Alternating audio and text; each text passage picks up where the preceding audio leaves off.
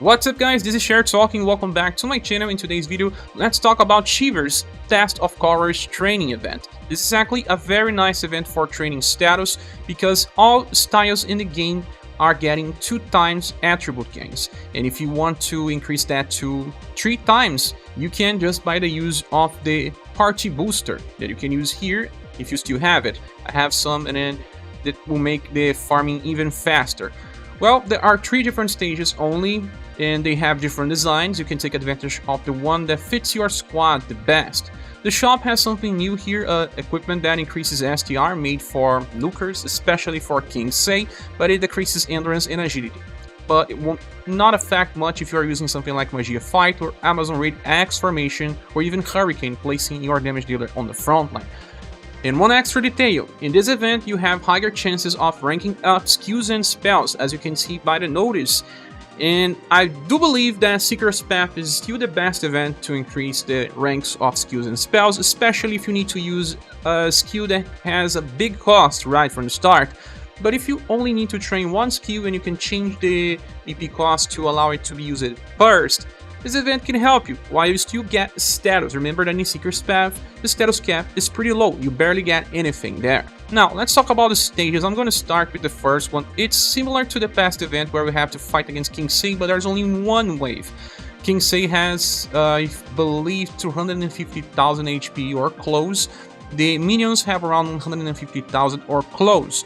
Well, we can bring some characters like the newest Albert, and he has a skill called Radiant Blade that deals critical against undead, and this comes from a platinum style of him. Since I got Albert just now, I want to showcase him, and he can be paired up with the platinum version of Madeleine. You don't even need the remembrance weapon. I'm just using the SaGa glowed stick with the sword master stone, and she increases slash damage as well.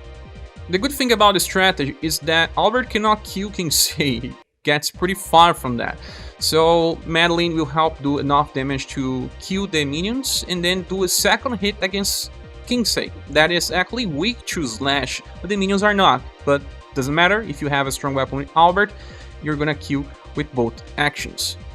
The next one brings Arthur, and you don't really need the remembrance weapon. I am bringing here because I have, but you can also use the SaGa glow stick with the master stone. And Leon. Well, Leon is gonna inherit Ricochet Parade to do more damage. Just bring Magia Fight formation. Okay, Arthur is pretty slow, but he deals insane damage, and Leon does not even need to have a very strong weapon because he does not need to do that much damage. You can see that they are already dying here. Ricochet Parade deals a lot, and actually Leon buffs 10% damage, so he's a very good companion to Arthur. Another strategy relies on bringing Talon in the backline of Magia Fight formation with Missile Cannon, Laser Cannon increase it to 16, and the front line we're gonna use Final Emperor musical style, and he's gonna use Galactic Rift. You have to bring a Sun Elemental weapon. Well, you may have crafted that during his event. Let's see how much damage we get here. We got a combo. Missile Cannon, 110, should be 95k. If he does not get a combo. Galactic Rift is 130 without combo, but you see it's overkill damage, we don't need that much. Now let's move to the next stage, called Trilling Cores. There are 2 enemies here, Hana and Vampire Lady. They are weak to Pierce and Sun, so we should focus on characters that do those 2 types. And the first one I bring is the last adult Mikhail with Anya. Why? Because he has an attack very powerful called Outcharge. And he's gonna get buffed by Anya, and Anya will use her strongest attack called Floating Sword Ballet. The formation is Deadly Pierce X. It's also good since Mikhail has a action order increase. He's gonna go first to buff the damage of Anya. Not that he really needs to buff, but if he does, damage will be very high. His enemies have around 200,000 HP. Since they are also weak to Pierce, you can bring Kriemhield in the backline of Magia Fight formation because of Light of Blue Quartz, and the newest Claudia deals plenty of damage by inheriting Rain of Arrows Plus. You have to amplify. This skill here has 32 mod, and Claudia is a very strong farmer. This combo works pretty well. Kriemhield is fast, so very nice to have her in the back. Let's see how much damage, I guess 130. Rain of Arrows only need to do 70,000 here, but of course they have very strong weapons. You may not need that. Next one, I have Amazon Raid Axe formation, and here we can bring Matriarch with either the Shining Glory inheritance or the Big Wheels Plus inheritance that comes from her S style. Well, I prefer to use Shining Glory because it buffs the damage dealer that will go second. We have Cordelia with Big Wheels Plus, but it can also be Nebelstern. He deals similar damage, and you can bring 3 Trainees. So if you're bringing Shining Glory, Matriarch needs to stay on the front, so she buffs before second character attack. If you're bringing Big Wheels Plus, you don't need to bring her in the front line. You can place her in the middle or anything. You can even place your trainee in the front if you want to train skills. Now let's talk about this stage called the Chilling Course. This one you have to fight against Golden Ball, and she is a slime. That means she's weak to all elemental attacks, especially against lightning. And if you want to train skills, I have a very good setup. Bring Magia Fight formation, leave Madeleine in the back. This is the Platinum version. If you don't have Luna Fulgur to inherit, just use the Immune Burst. It will still work pretty well.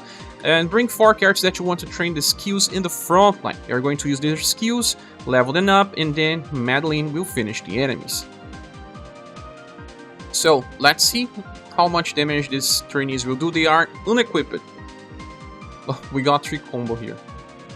But, well, unequipped they do very low damage. That means that you can also bring them unequipped to reduce the amount of damage so that all 4 attacks before Madeleine goes to finish. See? She still did 2 hits. This enemy has 350,000 HP. Another very good damage dealer for this stage is Robin Jo. She's gonna do close to 300,000 with her dedicated maxed weapon. She's gonna use Sparkling Ice, you don't need to change the BP cost, and then bring some elemental damage dealer in the front line if you just want status farming. Subir is an example with Polar Tax Spear, will do more than enough damage. Oh, she buffed herself 2 times, it's gonna do more damage. Normally it's just 1 time.